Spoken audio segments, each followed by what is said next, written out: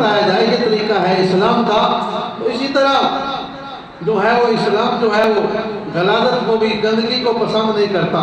اور ہم کیا کرتے ہیں، ہم نکلتے ہیں گاڑی میں ہیں، سفر میں ہیں، ہم کھاتے پیتے ہیں، کسی نے بوتل میں پانی پیا، بوتل پی، یا اور جس طرح یہ پاپڑ وغیرہ ہم کھاتے ہیں، ہمارے بچے کھاتے ہیں، ہم ان کے کاغذ بوتلیں جہاں پہ کھایا وہاں پہ پھینک دیا۔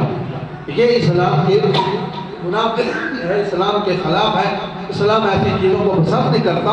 ہر بندے کو، ہمارے بچے کو یہ پتہ ہونا چاہیے کہ یہ ہمارا معاشرہ ہے، یہ ہمارا محلہ ہے، یہ ہماری گلی ہے، ہم نے سب نے مل کر اس کی صفائی کا خیال رکھنا ہے۔ اگر کوئی چیز کھانی ہے، گندگی کہیں اور پہ، جہاں پہ گند جو ہے وہ پھینکا جاتا ہے تو وہاں جو ہے وہ پھینکا جائے۔ تو اسی طرح ان چیزوں کا بھی ہمیں خیال۔ ہمارے معاشرے میں کیا ہوتا ہے، ایک گھر اپنے گندا گوانی وچوں گند جڑا اگر دگیا پیچھے موٹر چلائی اگلے دے کے گھر چڑھیا، تو اس طرح معاشرے خوبصورت نہیں ہوتے، اس طرح محبتیں پیدا نہیں ہوتی، نفرتیں پیدا ہوتی ہیں۔